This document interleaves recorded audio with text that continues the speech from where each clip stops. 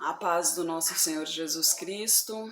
Eu sou Veridiana Costa e estamos aqui hoje para mais um dia de leitura. Senhor Deus e Pai, glorificado e exaltado és o teu santo nome. Muito obrigada, Pai, por mais um dia de vida. Agradeço por sua bênção, por sua proteção. Muito obrigada, Senhor, pelos teus livramentos, Pai. Por favor, nos abençoe nesta leitura. Que cada palavra sua, Senhor, seja ensinamento em nossas mentes e em nossos corações. Nos inspire e nos direcione sempre a Ti, em nome de Jesus. Lembrando que estamos lendo a Epístola aos Hebreus. Hoje a gente vai ver a partir do capítulo 9, Sacrifícios no Santuário Terrestre. Ora, também a primeira tinha ordenanças de culto divino e um santuário terrestre, porque um tabernáculo estava preparado, o primeiro em que havia o candelabro à mesa e os pães da proposição ao que se chama o santuário. Mas depois do segundo véu estava o tabernáculo que se chama o Santo dos Santos, que tinha um incensário de ouro e a arca da aliança, coberta de ouro toda em redor, em que estava um vaso de ouro, que continha o maná, e a vara de Arão, que tinha florescido, e as tábuas da aliança. E sobre a arca os querubins da glória, que faziam sombra do propiciatório, das quais coisas não falaremos agora particularmente. Estando estas coisas assim preparadas a todo o tempo, entravam os sacerdotes no primeiro tabernáculo cumprindo os serviços, mas no segundo, só o sumo sacerdote, uma vez no ano, não sem sangue, que oferecia por si mesmo e pelas culpas do povo, dando nisto a entender o Espírito Santo que ainda o caminho do santuário não estava descoberto, enquanto se conservava em pé o primeiro tabernáculo, que é uma alegoria para o tempo presente em que se oferecem dons e sacrifícios que, quanto à consciência, não podem aperfeiçoar aquele que faz o serviço, consistindo somente em comidas, bebidas e várias abluções e justificações da carne impostas até o tempo da correção. Esse tabernáculo, né, o Santo dos Santos, ali só o sumo sacerdote poderia entrar. Ele, inclusive, na cintura, ele tinha uma corda amarrada e essa corda ia até a entrada do tabernáculo. Nas suas vestes tinham sininhos pendurados, né, para que quando ele andasse, esses sininhos fizessem barulho, para que as pessoas que estivessem lá fora, aliás, os outros sacerdotes, pudessem ouvi-lo, né, para que se caso houvesse alguma coisa, né, ou desmaiasse ou até mesmo morresse ali dentro, ou seja, os sininhos parariam de tocar, né? Não teria movimentação. E a corda seria para puxá-lo, porque como era o Santo dos Santos, Deus permitia somente a entrada do sumo sacerdote. Então, se outra pessoa entrasse ali, não teria autorização de Deus e ali seria queimado, né? Lembra dos dois filhos de Arão? Eles trouxeram fogo estranho para o tabernáculo, né? E eles foram queimados ali dentro do tabernáculo, exatamente por isso, porque não tinha a permissão de Deus de trazer aquele fogo ali, né? Para acender as lamparinas tinha o fogo especial ali, que era o fogo de Deus, né? E esse fogo é o que queima o pecado. Então, ali tudo referente ao tabernáculo ali, tudo que fosse acontecer ali tinha que ter a permissão de Deus. Sem a permissão de Deus ali, com certeza perderia a vida, né? E a gente continua aqui o verdadeiro sacrifício a partir do versículo 11. Mas, vindo Cristo, o sumo sacerdote dos bens futuros, por um maior e mais perfeito tabernáculo, não feito por mãos, isto é, não desta criação, nem por sangue de bodes e bezerros, mas por seu próprio sangue, entrou uma vez no santuário, havendo efetuado uma eterna redenção.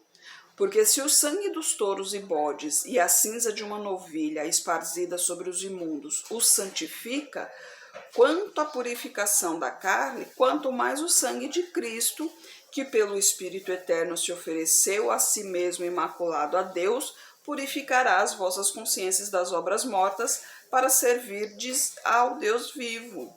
E por isso é mediador de um novo testamento, para que, intervindo a morte para remissão das transgressões que havia debaixo do primeiro testamento, os chamados recebam a promessa da herança eterna, porque onde há testamento é necessário que intervenha a morte do testador, porque um testamento tem força onde houve morte, ou terá ele algum valor enquanto o testador vive. Por isso também o primeiro não foi consagrado sem sangue, porque havendo Moisés anunciado a todo o povo todos os mandamentos segundo a lei, tomou o sangue dos bezerros e dos bodes com água, lã púrpura e sope, e aspergiu tanto o mesmo livro como todo o povo, dizendo: Este é o sangue do testamento que Deus vos tem mandado. E, semelhantemente, aspergiu com sangue o tabernáculo e todos os vasos do ministério. E quase todas as coisas, segundo a lei, se purificam com sangue, e sem derramamento de sangue não há remissão. De sorte que era bem necessário que as figuras das coisas que estão no céu assim se purificassem, mas as próprias coisas celestiais com sacrifícios melhores do que estes, porque Cristo não entrou num santuário feito por mãos, figura do verdadeiro, porém no mesmo céu, para agora comparecer por nós perante a face de Deus, nem também para si mesmo se oferecer muitas vezes, como o sumo sacerdote cada ano entra no santuário com sangue alheio. De outra maneira, necessário lhe fora padecer muitas vezes desde a fundação do mundo. Mas agora, na consumação dos séculos, uma vez se manifestou para aniquilar o pecado pelo sacrifício de si mesmo. E como os homens está ordenado morrerem uma vez, vindo depois disso o juízo, assim também Cristo, oferecendo-se uma vez para tirar os pecados de muitos, aparecerá a segunda vez sem pecado aos que esperam para a salvação, né? E no capítulo 10, o sacrifício de Cristo é pleno e definitivo.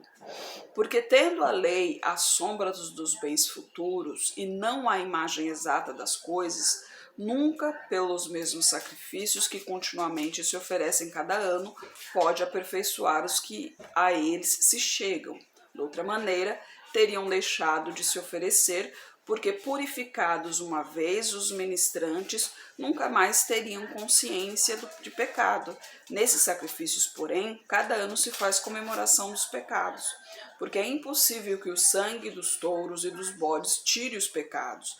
Por isso, entrando no mundo, Jesus diz: sacrifício e oferta não quisestes, mas corpo me comparaste. Holocaustos e oblações pelo pecado não te agradaram. Eis aqui venho, no princípio do livro está escrito de mim, para fazer, ó Deus, a tua vontade. Como acima diz, sacrifício e oferta, holocaustos e oblações pelo pecado não quisestes, nem te agradaram, os quais se ofereceram segundo a lei. Então disse: Eis aqui venho, para fazer, ó Deus, a tua vontade. Tira o primeiro para estabelecer o segundo, na qual vontade temos sido santificados pela oblação do corpo de Jesus Cristo, feito uma vez. Assim, todo sacerdote aparece cada dia ministrando e oferecendo muitas vezes os mesmos sacrifícios, que nunca podem tirar os pecados, mas este, havendo oferecido para sempre um único sacrifício pelos pecados, está assentado à destra de Deus, daqui em diante, esperando até que os seus inimigos sejam postos por escabelos de seus pés, porque com uma só oblação aperfeiçoou para sempre os que são santificados. E também o Espírito Santo nolo testifica, porque depois de haver dito: esta é a aliança que farei com eles depois daqueles dias, diz o Senhor. Porei as minhas leis em seus corações e as escrevereis em seus entendimentos. E acrescenta: e jamais me lembrarei de seus pecados e de suas iniquidades. Ora, onde há remissão destes, não há mais oblação pelo pecado. Tendo, pois, irmãos, ousadia para entrar no santuário pelo sangue de Jesus, pelo novo e vivo caminho que ele nos consagrou, pelo véu, isto é, pela sua carne, e tendo um grande sacerdote sobre a casa de Deus, cheguemo-nos com verdadeiro coração e em inteira certeza de fé, tendo os corações purificados da má consciência e o corpo lavado com água limpa.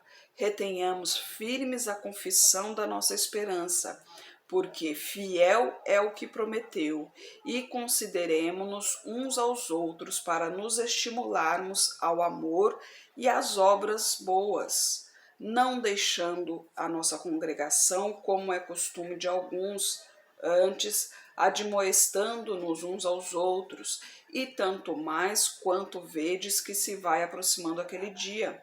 Porque se pecarmos voluntariamente, depois de termos recebido o conhecimento da verdade, já não resta mais sacrifícios pelo pecado, mas uma certa expectação horrível de juízo e ardor de fogo, que há de devorar os adversários. Quebrantando alguém a lei de Moisés, morre sem misericórdia, só pela palavra de 2 ou 3 testemunhas. De quanto maior castigo cuidais vós, serás julgados merecedor aquele que pisar o Filho de Deus e tiver por profano o sangue que foi santificado e fizer agora ao Espírito da graça? Porque bem conhecemos aquele que disse, minha é a vingança e darei a recompensa, diz o Senhor. E outra vez, o Senhor julgará o seu povo. Horrenda coisa é cair nas mãos do Deus vivo.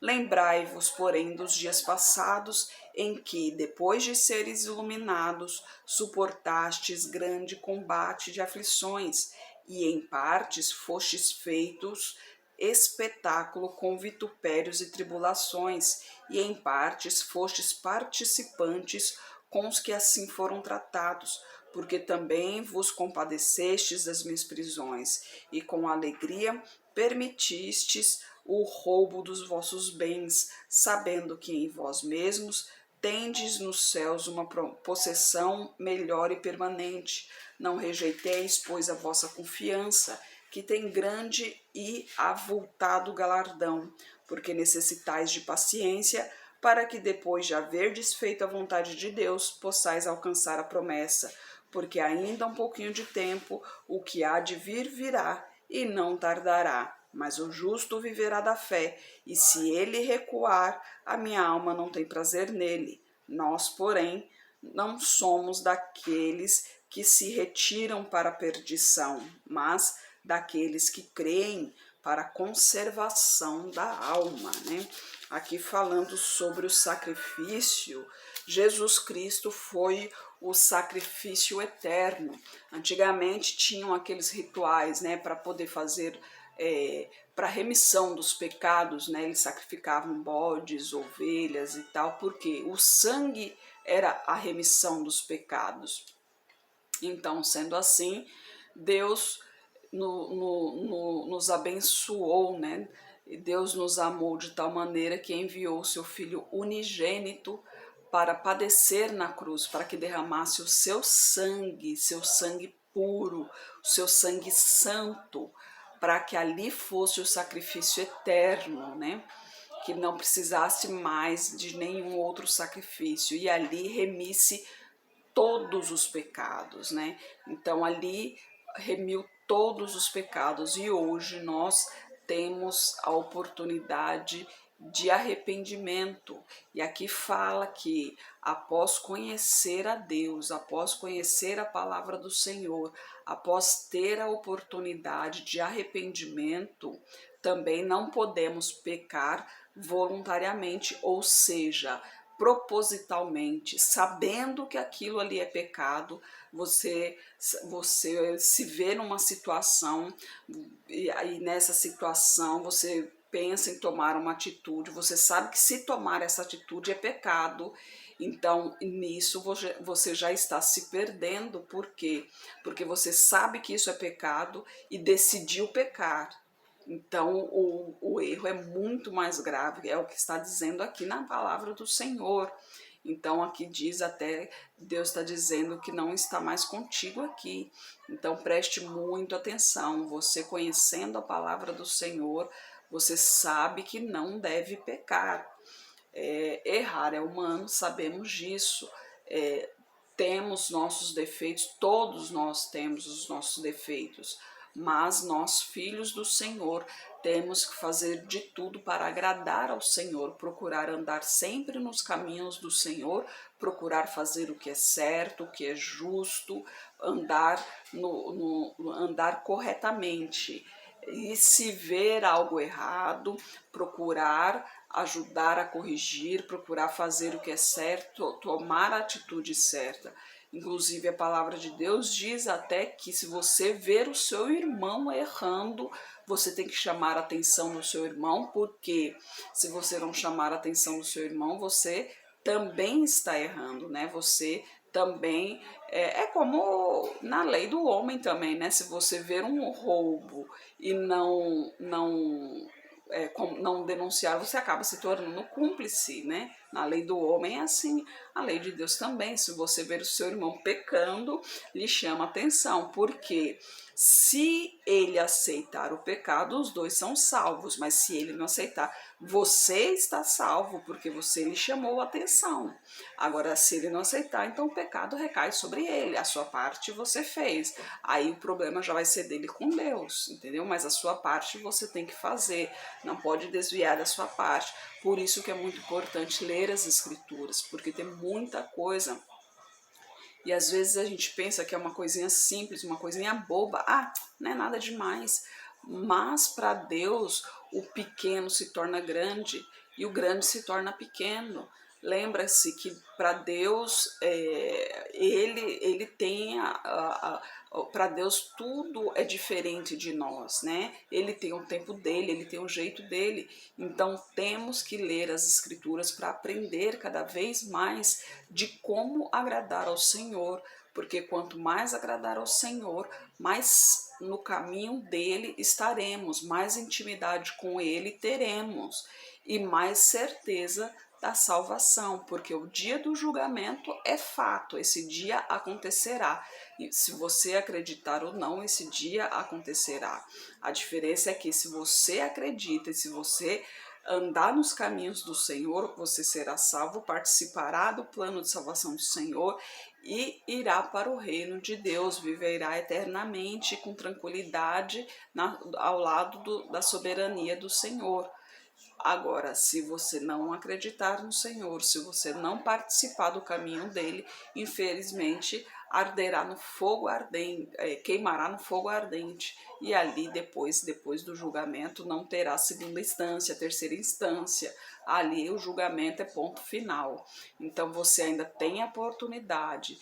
Deus diz: buscai-o enquanto é tempo, e os fins dos tempos estão chegando. Então buscai ao Senhor enquanto se pode achar, arrependei de seus maus caminhos, entregue sua vida a Deus enquanto pode, pois Ele, eu tenho certeza, que transformará a sua vida, tirará esse peso de seu coração, libertará a sua mente, trará mais paz à sua vida, trará mais leveza, porque o fardo de Deus é leve, ao contrário do mundo que a gente anda, aquela carga pesada, aquela coisa ruim. O fardo de Deus é leve, a gente tem tranquilidade, a gente tem paz, a gente tem esperança, a gente tem a certeza de um futuro melhor. Senhor Deus e Pai, glorificado e exaltado é o teu santo nome. Muito obrigada, Pai, por tuas palavras, por tuas mensagens, Senhor. Eu peço a Ti que esteja com essa pessoa que está orando comigo. Manifeste o teu poder na vida dela, Pai. Toque em sua saúde, em suas finanças, Pai. Toque em seu psicológico, em seu emocional. Eu peço a Ti por toda a minha parentela, por toda a parentela de meu esposo, Senhor. Derrama a tua unção sobre cada um deles. Manifeste o teu poder na vida de cada um e traga todos para o seu caminho, Pai. Peço a Ti pelos nossos governantes, pelas nossas autoridades, que os teus anjos estejam guiando cada um deles de acordo à tua vontade, Pai. Peço a Ti pelos teus filhos, Pai. Por favor, nos capacite cada vez mais para proclamarmos o teu evangelho, Senhor. É o que eu oro em nome de Jesus. Amém. Que Jesus Cristo esteja em seu coração e que Deus abençoe.